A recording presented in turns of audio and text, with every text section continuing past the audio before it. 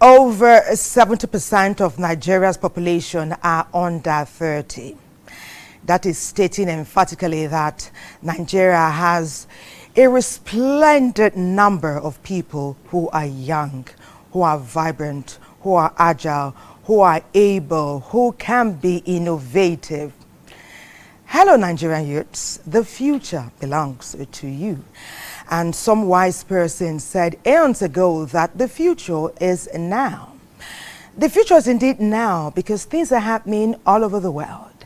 And we're talking about a rebirth in Nigeria. A rebirth, births renaissance, births a reawakening, a births a resurgence. That is telling us that things are no longer as they were. And we need to go back to the status quo. Names come to mind very easily. Names like Obafemi Awolowo, Nnamdi Azikiwe, Tafawa Balewa, Sir Ahmadu Bello. Not to forget Olufunmilayo Ransom Kuti, amongst a myriad of others. There were qualities that brought them to the fore on the continent and also in the world. Many said they were brave, they were courageous, they became indomitable, and up to today, talking about 2024, Nigeria, the continent and the world still remembers them for the acts of bravery that they took. Today, Nigeria beckons on the youths to reawaken their entrepreneurial and managerial ability and capability, because the future for Nigeria, for the continent, for the world is now.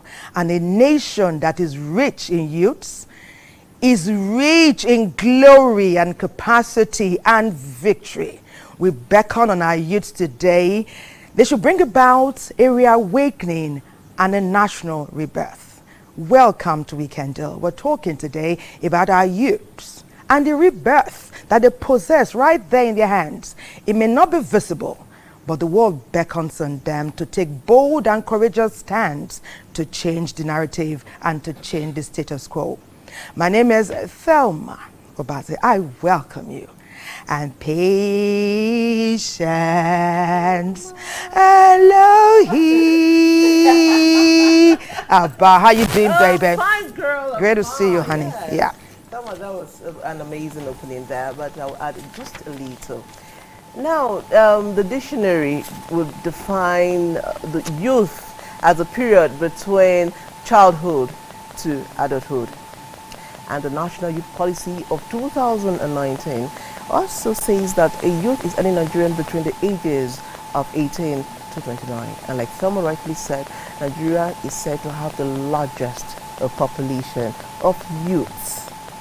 I mean, what that means is that we have this, again, like Thelma enumerated, we have this boisterous, hardworking, energetic, young, creative, I can keep going and on, a population. What does that portend? That means that significantly we have an asset, and that if we want any change in our socio-political and economic life, we must look at our youth. Significantly, they are an asset. And if we want any transformation, like I said, we must not ignore the youth. They are the people with the highest expectation and the highest hope from the society. They are our social engineers. They are the catalyst for positive change. And today on our show, it's all about youth and national transformation and a rebirth. It is your favorite weekend show, Weekend Deal, coming to you from the network service of the NTA. Thank you once again for always keeping our company. And like I always say to you, we are here only because you're there. Weekend Deal. Welcome back. If you're just joining us, it is Weekend Deal, your favorite weekend show. And this weekend, it's all about youth and national rebirth. Whether we like it or not, whether it sounds cliche, whether you're tired of hearing it, the truth is the youth are the future of our great nation, Nigeria.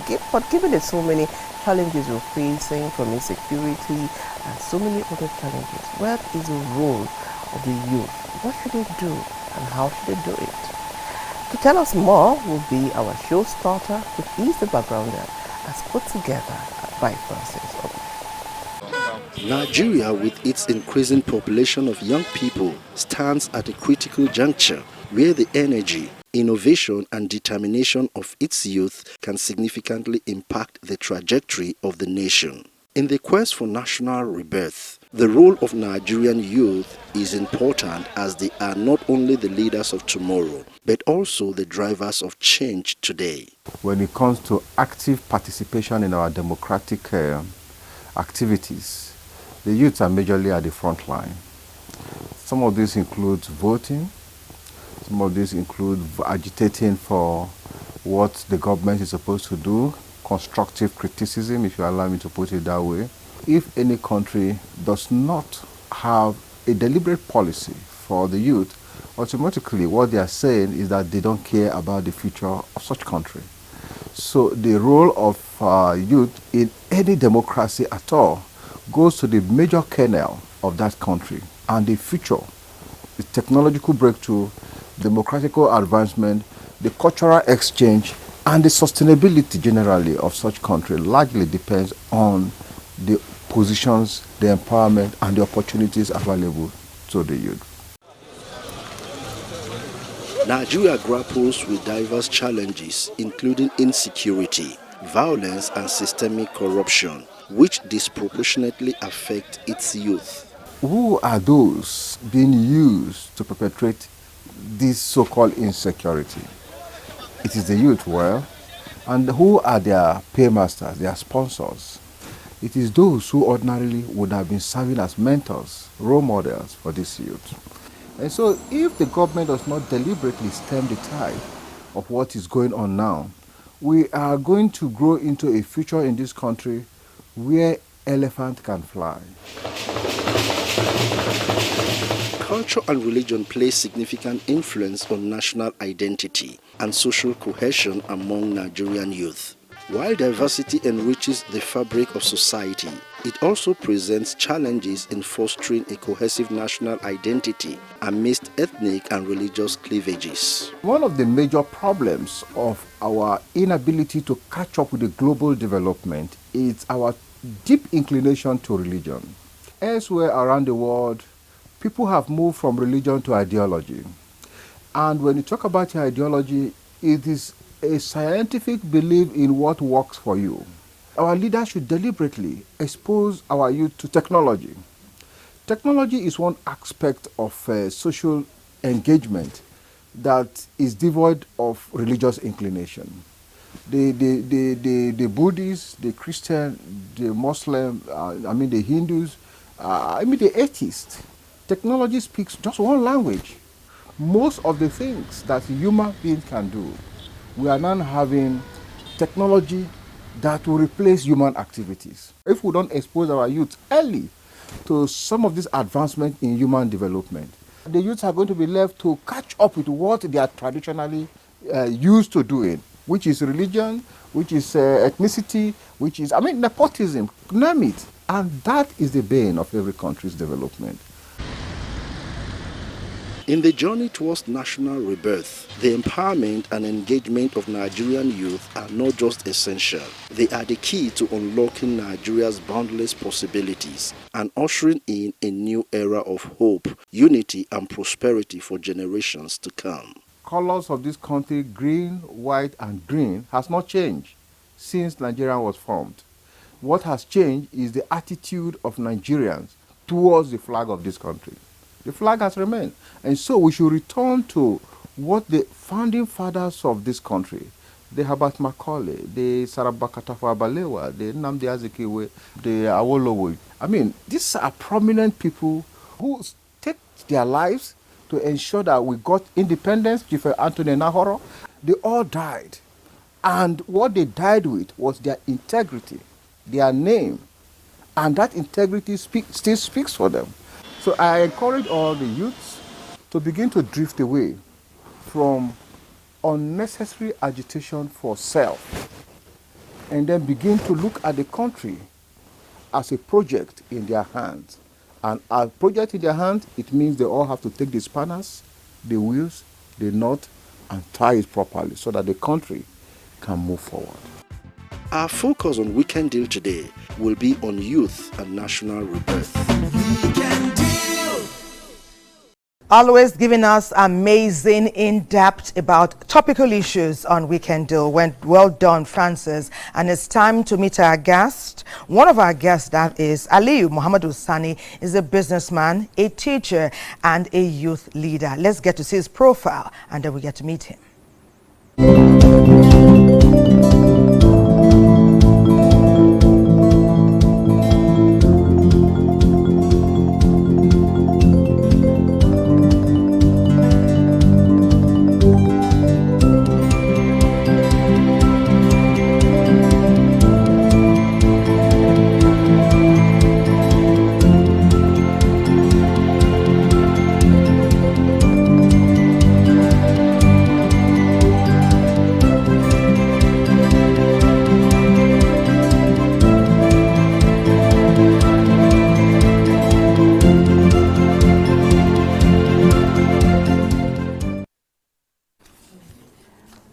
Come tell Nigerians, great Nigerians, say hello to Nigerians, they're watching you. Good morning, everyone. Tell them about the lovely studio. You said it was amazing. Yeah, it is amazing. Oh, I love it here. Oh. It's calm and peaceful. Okay. Truly, you can't beat the rich. Nice one. Okay, so let's get this conversation going. Okay. We're talking about youth and national rebirth. From the beginning, do you think our Nigerian youths are pulling their weight? How would you rate their involvement in nation building? Thank you very much for having me, first of all, and then thank you very much for bringing up this topic. Before we dive into the issue of national rebirth proper, I think it will do us well to define certain terminologies that will be coming up in the course of our discussion. Hey, teacher is speaking. We are listening. We must talk about unity. We take the most literal and the most common definition, which is bringing together, the coming together. And then we talk about national unity, the bringing under a single umbrella of people of different ethnicity, religion, different political views under an umbrella with the sole aim of developing their nation. And then we must also define nationalism, the love for one's country, and then patriotism, which is similar and can be used interchangeably. Also, it has to do with the love for one's nation and the feeling that it is more superior than any other nation. Now, national rebirth. Rebirth means to be born, a period of new activity or a revival. Now, for us to talk about a rebirth, we must attempt to understand why are we even talking about rebirth? What happened? What necessitated the rebirth? Having defined these terminologies, it is not in dispute that over the decades there has been a desecration of the originating foundation laid by our founding fathers as to these terminologies we have defined, especially among we the youths and Nigerians in general. Now, one is compelled to ask, how or what did our founding fathers do that they got it right and we have not? Now, this desecration of this originating foundation has made us lost our place within our African contemporaries and before the international community, hence the need for a rebirth. Now, rebirth, the youth and rebirth. If we must take this issue head on, I think I will say the youth now, compared to the youth then, are not doing what they ought to do. I am from that constituency, the youth constituency, and I am telling us the youth that the way the youths were then and the way we are now, I think the comparison is a bit off and it's not adding up. It's not adding up. How do you mean? It's not adding up. Thank you very much. It involves everyone in the society, from the leadership to the followership. Now, when you talk about the leadership of then, we wouldn't be so careless as to say there was no corruption. Of course, there was corruption, but it was not in a way that it prevented them from developing their people and developing their nation. There was discipline, there was sacrifice, they were selfless, there was a lot of accountability and transparency. You understand? And then they provided qualitative education. Even though the population, as of that and now, there is an outpost, but still, you know, they provided qualitative education. Food was there. Youths were not necessarily employed, but they were engaged. They were engaged. Keep this for me somewhere. Okay, so you're else. talking about that the environment now is not enabling for many youths to rise up and have a renaissance, but we are being asked to ask you to hold that thought. Let's take a feature that will give more credence to our conversation and enrich it. Businessman, teacher, youth leader, you are really catching us. We like your dimensions. Okay, Wantana has not been resting. He also has keyed into our conversation and is bringing us something from the youth angle. Wantana himself is a youth. Let's see their perspective. Wantana, what did you find? The National Youth Service Corps (NYSC) program, set up by the Nigerian government during the military regime, brings Nigerian graduates together in service of the nation. It is mandatory for universities and polytechnic students to take part in the National Youth Service Corps program for 1 year. This is known as National Service Year. Ahmed Ali served as the first Director General of the NYSC until 1975. The incumbent Director General is Yunusa Dogara Ame. My service experience so far, it's not been the easiest, but it's been something that has built me to be better. It's been daunting, but yet, rewarding, and at the end of the day, I'm just grateful. My vision for the nation is to contribute my quota through my creativity. I'm a very creative person. I've always had interest in tailoring, though I've not been able to do it, but I believe with time I'll be able to practice. I'm also a CCA teacher in school, so I'm basically in the line of being creative, whether through music, papercraft and all that stuff. So I want to develop myself in that area, and I believe that if I develop myself in that area, I'll be able to teach others as well and make a living out of it. I've learned a lot of stuff from core members that I met in camp and also the ones that I met here in CDS. So I'm able to learn a lot about a lot of their ways of life, their traditions. Most of them have their own religions that they practice, and their ways of dressing too. So there are a lot of things I'm able to learn and see how other people believe in God and what they actually do. And also their cooking, their foods and other stuff. Corps members are posted to states other than their state of origin, where they are expected to mix up with people from different ethnic, social, and family backgrounds to learn the culture of the indigenous people in the location they are posted to. This action is geared towards fostering understanding and unity in the country, as well as appreciation of other ethnic groups and cultures. The vocation I learned in camp, I went into makeup, though I learned how to make people up, make them look attractive, like whenever they have events like birthdays, wedding ceremonies and all that, make them improve their looks and all that. So what I intend to achieve with it is having my own studio where I do those stuff, practice it myself and make money and live an independent life. Because in our country today, there is a lot of youth being unemployed. So instead of waiting for employment, I can use it to start up something for myself. The meal is okay. It's fine. It's normal. It's a bit different from what you grew up to love, but it's still okay. It's very okay. Experts say the NYSC anthem, "Let us lift our nation high, under the sun and in the rain, with dedication and selflessness," should be nurtured among young Nigerians. I remember that song, and that's the only part I actually remember.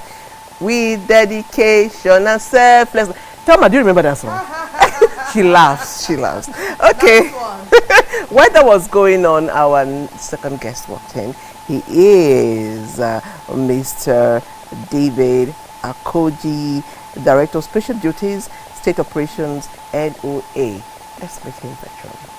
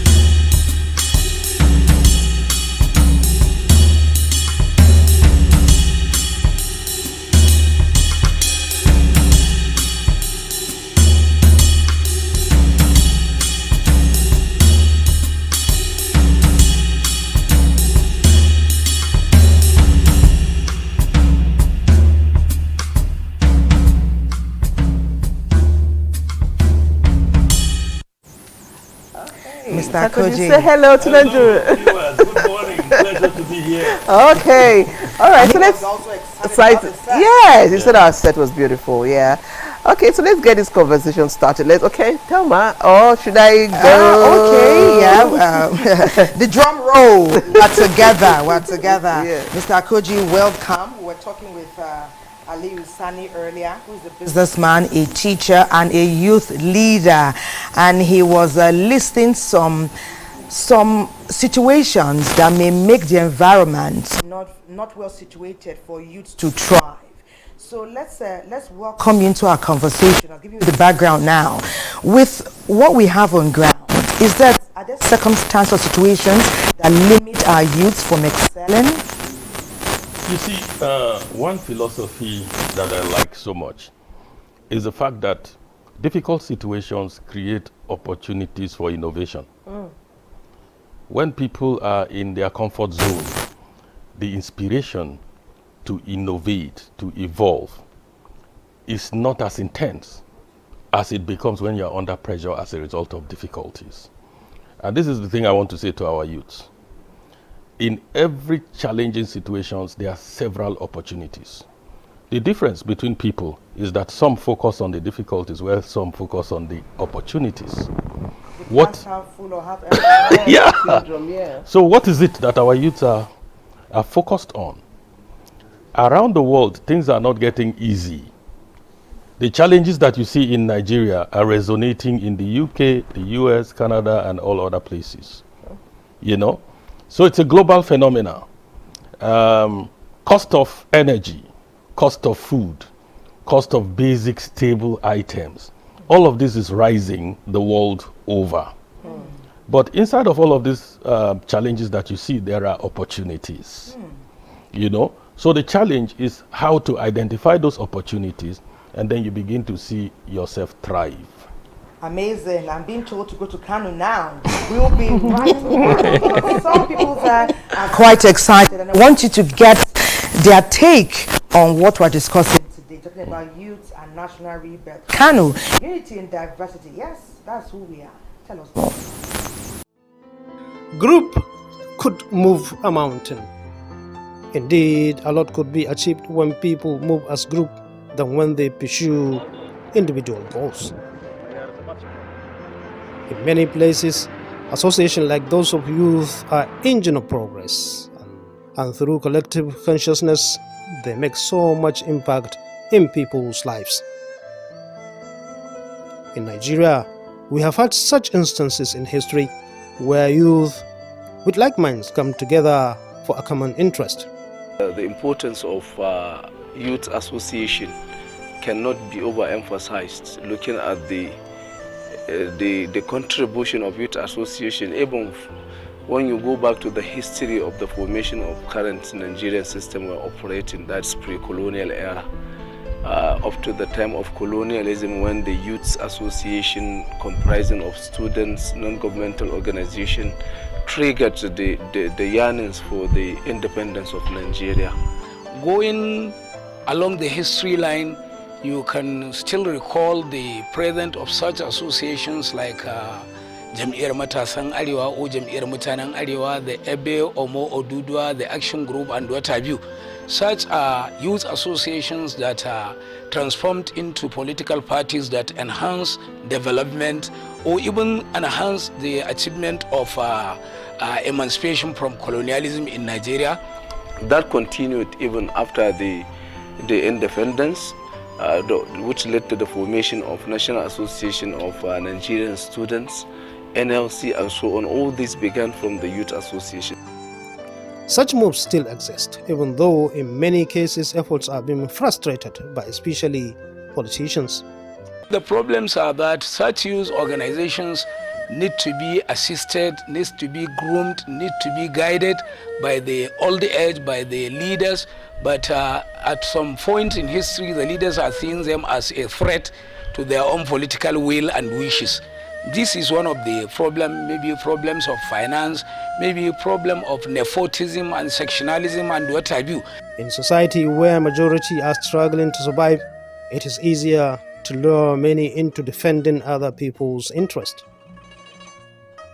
In society where a whole group ambition could be diverted to satisfy politicians' desires, one wonder whether there could be any possible achievement. They used to be distracted, so maybe from such distractions you will see that they are being divided, and from such division they will start fighting for another interest that are not the primary goals and interest of such associations. Some believe that empowerment of youth through vacations is the actual remedy to their temptations and in turn will facilitate group consciousness. If we look at developed countries, it is not the government that is running the country, but the entrepreneurs. What is entrepreneurship? You look around you, you find a problem, you prefer a solution to that problem, and that's it, entrepreneurship. It takes youth with like minds to come together and align interests and then move it forward. So you see, if we have, okay, these people are doing this, those people are doing that, we don't have to do the same thing. So you can imagine a lot will be achieved if we all put our heads together, put our ideas together, and bring it as a voice. All we need is that unity. Other people feel that constructive advocacy programs should be the focus of youth associations to create changes that will suppress the present hardship. This 21st century is not an era of fighting or destruction. No, it's an era of writing. You write, you advocate. AYZ policy could not work in Nigeria. So why can't we try this? They write to the president, they write to the house, they write to our judiciary. Let them know that this we are heading to cannot solve the problem. Okay, so that's NTA Kano there. That was a very beautiful one. The need for the youth to come together despite their diversity and move the nation forward. We'll go on a break. When we come back, our conversation will get even hotter. So don't even go away. Don't go away. Welcome back. It's still about youth and national rebirth. I remember my father telling me stories like someone who is from a very humble background. That's where my father is from. He wrote an exam during his time. He passed, and all of a sudden, the government sponsored him to the UK to study. And that's a story that will resonate with a lot of fathers. They will tell us stories like they graduated, they could buy a car, government did this, government did that. And then talking about the challenges facing our youth where they're not doing what they should do, like our youth leader said, and Mr. Akodi also said, could it be that the things they did for our fathers, where they had the scholarship, cars, houses, the government is not doing the same thing for today's youth? Could it be one of the reasons why we are facing what we are facing, why the youths are not picking up? Let me start with our youth leader. Thank you very much. Before I respond to that, Sir David, before we went on a break, talk about the challenges we are having and seeing opportunity in them. He cited examples with some prominent developed nations in the world. It is true. It is true that in trying times there are opportunities, and they said necessity is the mother of invention.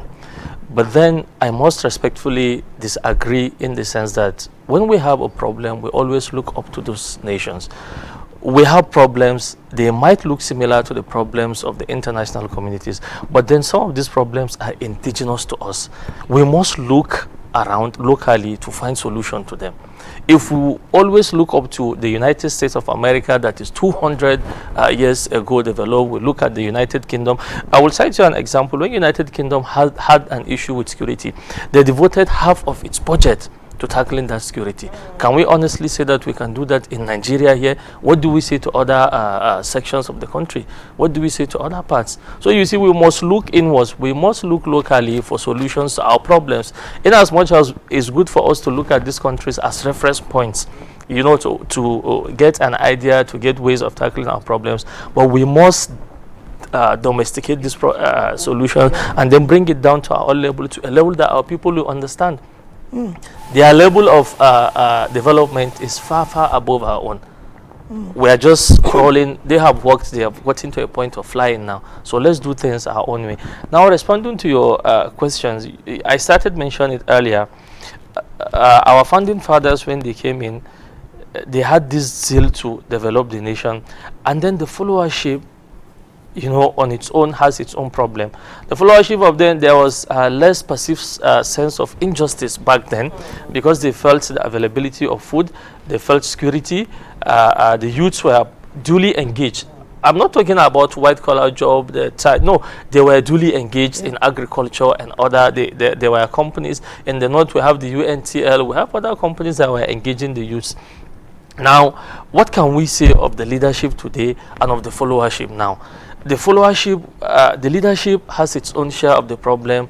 They are not there with the sole aim of developing their nation or the people. They are there to empower and enrich themselves. Now the followership also are contributing. They only want you up there because you are their kinsman.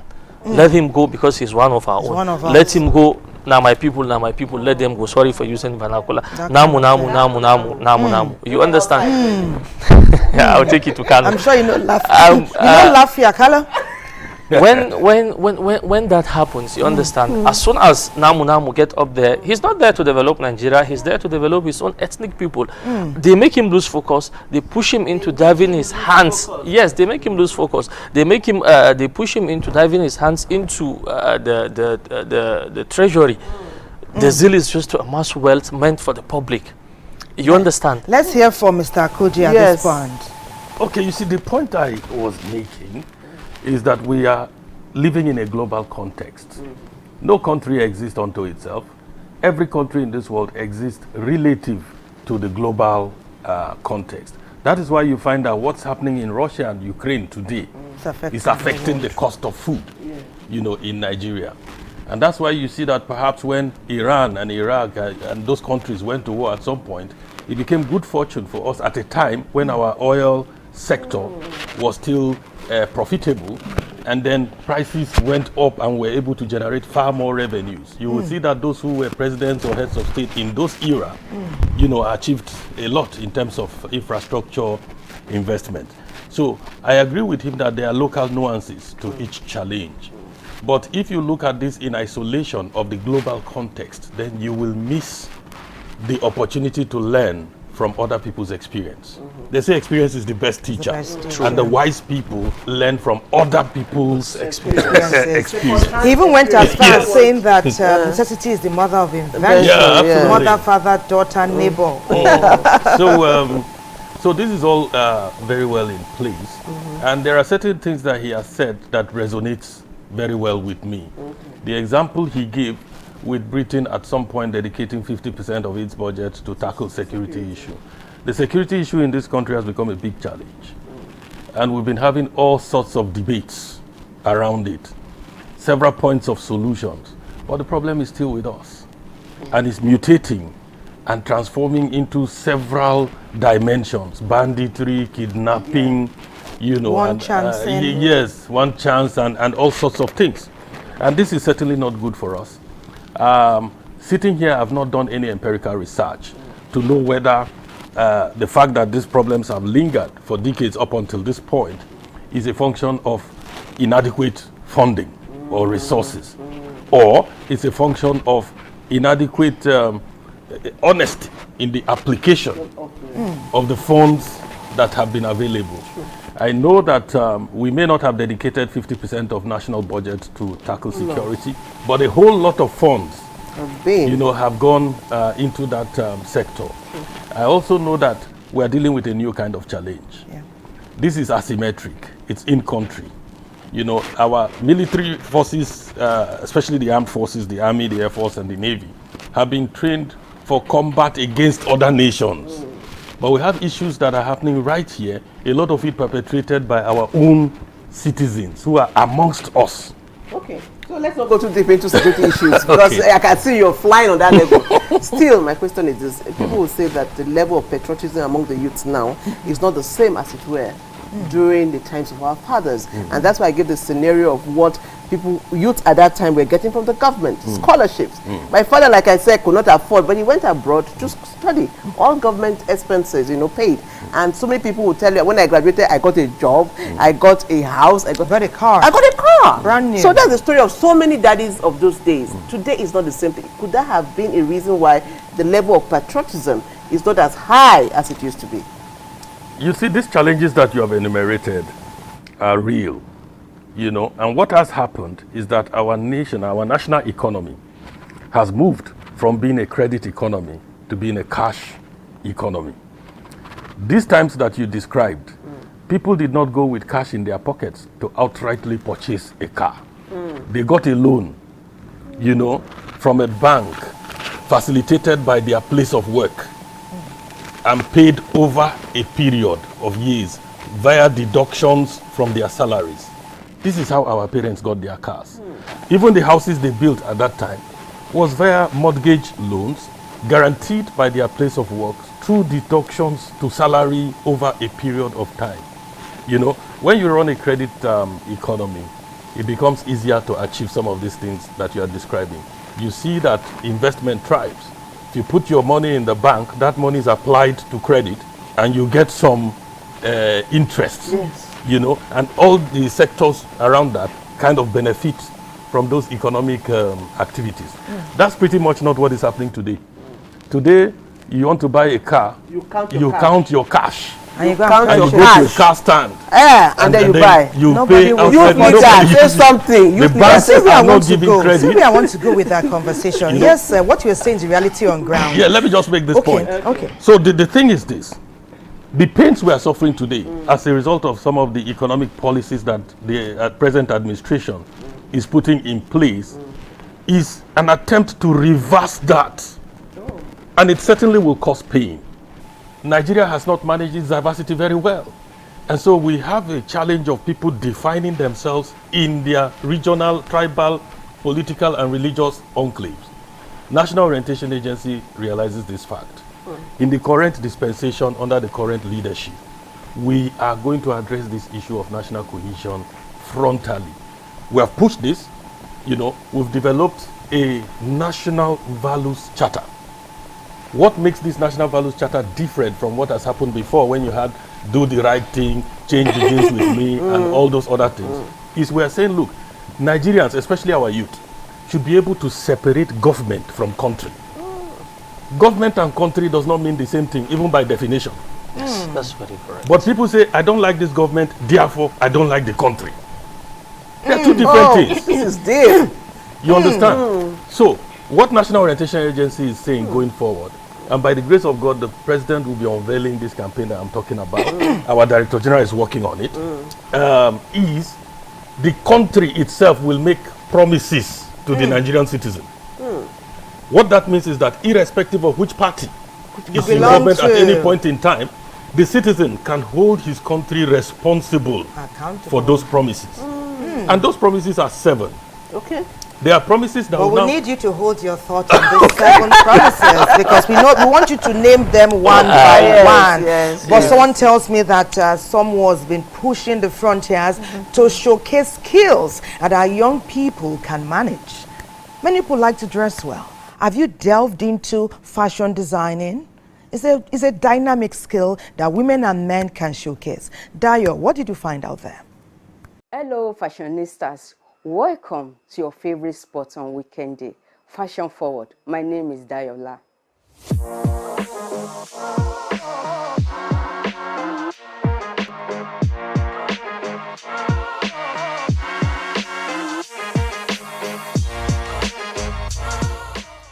Today is all about bags, those arm candies that complete every stylish look.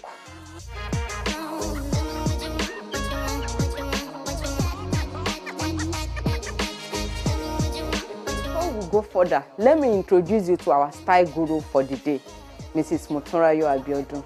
Welcome, Mrs. Motunrayo Abiodun. Thank you so much for having me. Motunrayo will be putting us through on different types of bags every woman must have. Of course, they say that a woman's outfit is not complete until she has carried a handbag. We have different types of handbags. We have the work bags, which we call the maxi bags. That is the size. This maxi bag can be taken to church, to mosque, to the office. For the office people, some people want to take a bag that will take all of their essentials, their laptop, their slippers to change into, we women. While some people just want to take a mini bag to the office. So when they carry a mini bag to the office, they will just take their phones and their biro. Then you now have them taking a laptop bag separately. So they go to the office this way, carrying a laptop bag and also having a mini bag with them. We have other kind of bags. We have mini bags that we call sling chain bags. These bags have chains attached to them, that you can just strap on. For example, let us look at this beautiful bag. This is like a different color of bag, which you can carry to the office, carry to the party. It's either maybe some people would want to make the chain longer. When you make it longer, then it goes all the way as a long sling. When you make it shorter, you can even carry it this way to an event. Some persons just want to carry a clutch bag. We have these ones in different colors. Look at me now going for one Owambe. Look, with this, I'm just perfect for the Owambe. You can have a silver clutch, a gold clutch, or looking at this outfit, you can throw in orange clutch on it. And some persons want to go to a party without carrying the clutch bag. Then you see us going with this type of mini bag without the long hand. Look at me now styling or taking a pose with this type of bag. This also goes for a party. Another type of bag that I'm going to mention now is called a tote bag. T-O-T-E. It took me a while to know how to even pronounce a tote bag. I used to call it toti, as a Yoruba lady that I am. And then I learned that it is called tote bag. You see, this tote bag is everly in vogue. I mean, there is no time that you say that it's no longer in vogue, it's no longer in fashion. This tote bag goes for everything. To the office, to church, even for the evening. You can say that this is a big sized bag, but compare it to a work bag that is also big. For the evening, this is giving you a different vibe, even if you carry it in the evening. But this is still giving you the official vibe. So that means that it is not the size of the bag that determines when you carry it. It is the shape and the functionality of the bag. Now let's talk about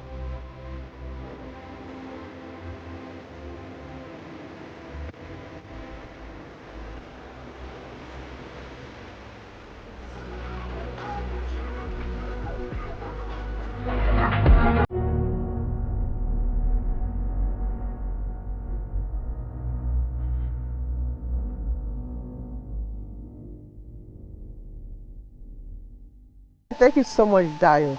Nigerians, we like our fashion. I mean, see what we did to Ankara. We put Ankara on the world stage. And we love our jollof rice. Okay, so what brought jollof rice to this? Oh well, somebody just joined the conversation, an elegant woman. She is Dr. Helen Taiwo Adebaking, President, Northern Women Southern, yeah, as a President, Southern Women Empowerment Forum. Doctor, you're welcome to the discussion.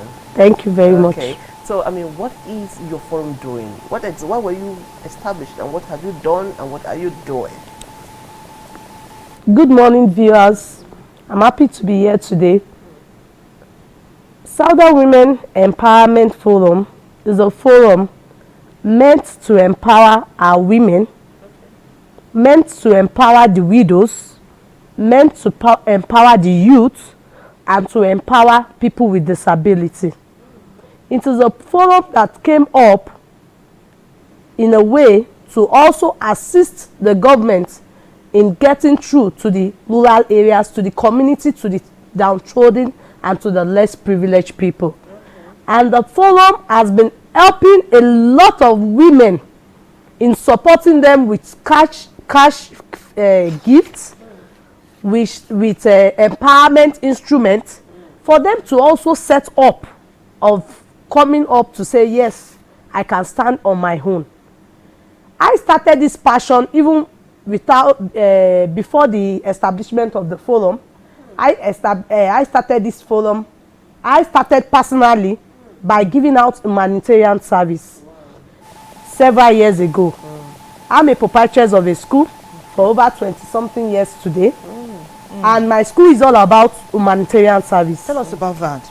My school is, I have schools in Ogun State, I have schools in Ibadan, I have in Lagos State, I have in Niger State, I have in Nasarawa. Humanitarian, what yes. do you do?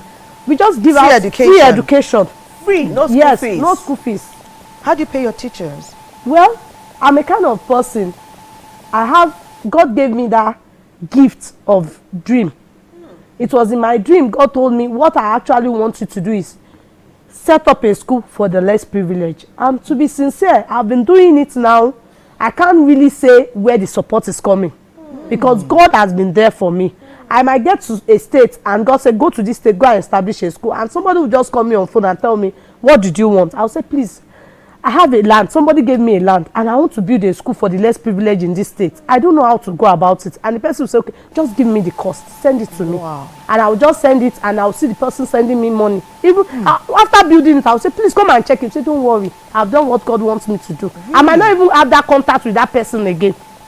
So after that was what one of the passion I asked God, how will I do this? I had to go into politics so that I will be able to get through to this, to the grassroots. Then I was seeing it's not really okay, and I was okay, what will I do? I decided to go into I decided to sit down. I decided to say, okay, how can I make this thing a reality?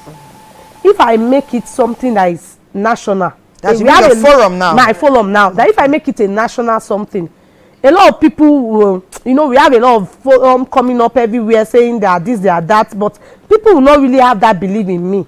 I said, okay, God, what can I do? Okay, Southern. I think we, the Southerners, irrespective that even the Northerners, we are all one in Nigeria, but at least I have to give it something unique that will make it more attractive for people to be able to support and come in. Then I decided to say, okay, what can I do? I think I need to bring together noble women in the southern part of Nigeria to let us come together as one and bring up people. Because I always have one belief. You came to the world with nothing and you will live with nothing. But the memories and the legacies you leave behind, that's what will pave way for you in life. So, and that's what will speak volume about you. Because my mom do tell me a story when I was small that her dad did good for someone in Nigeria. When she was traveling to Germany, she was stranded. And somebody just called her at the airport while she was crying when they wanted to deport her and told her that, why are you crying? She said, they wanted to deport me. He said, are you not so person's son? He said, yes, I am. He said, it was your father that helped me to be where I am today. Now look, my father. He said, because I knew you because of your face. Are you not so person's daughter? Really? He said, yes. And because of that, the man now helped my mommy to become a citizen of that country. Really? Helped her, gave her house, did everything. So my mom always told me that, my daughter, there's always good in doing good. No matter what people do to you, don't look at that. Continue doing good. It will pay you one day. It's a commendable effort, and we thank you. We love you for that. Ms. Bill Gates once said that the key to tackling this issue of excavating poverty we have in the country is that area of women empowerment. Once you empower the women, you are empowering the community, you are empowering the state and your nation at large. She's coming with that, and we commend her for that. And we say that by that she's also giving a contribution to solving the issue of insecurity we have, because we know that there's a strong nexus between high rate of poverty and that of insecurity. And that's the challenge we have in this country. It's not that there's not enough resources, to meet our expectations and our basic needs. It's the greed of a few. And you keep hearing this all the time in various media, on various media platforms, you know, of trillions of money being allegedly siphoned, billions, you know, by one person, and so on and so forth. And this is rubbing off very badly on our youth, creating the impression that you can sleep and wake up and become a billionaire. Yes. The hard work is not a requisite quality. The interceding period of really working hard and making impact. You know, this got me a bit emotional. I think as Nigerians, we need to recognize the fact that we came to this world with nothing. We came naked. You understand? And we will live naked with nothing. Absolutely. So all this craze about stealing, acquiring, and all of that is sheer madness. It means nothing at the end of our journey here on earth. And I think that message should resonate. Second message, recently, as they were doing JAMB registration, I tried to interest some of my district and village people and say, look, we can buy JAMB for our children as elites, but go into the inner recesses of our villages. Very brilliant children. Nobody to buy JAMB for them. Nobody to encourage them, you know, to really achieve their potentials in education. And I said, look, guys, come. I can do this by 10 or 15, 20 JAMB forms. But we can together buy 50, 100 and all of that. And we can afford it. Even if you are contributing only one JAMB form. Did they latch on? Were they interested? The interest was dismal. It again shows you how we're reasoning today. You know, we were able to achieve, I think, we were able to achieve 50 forms, but based on, you know, the elites, I was thinking we would even achieve 100, 200. And what we did was we spread it and we went to the inner recesses and we gave hope to people who had, some of them already had their credits, you know, O-level credits, but they didn't know how to proceed for an opportunity like the one you brought from forth. there. Yes, you understand. So imagine that all of us are thinking like this, or the majority of us are thinking like this, and helping others who are less privileged. You imagine the kind of country we our get. youth will skyrocket. But you know what's amazing? Just a minute. If we're only helping our children are going out to meet these people who we are ignoring now.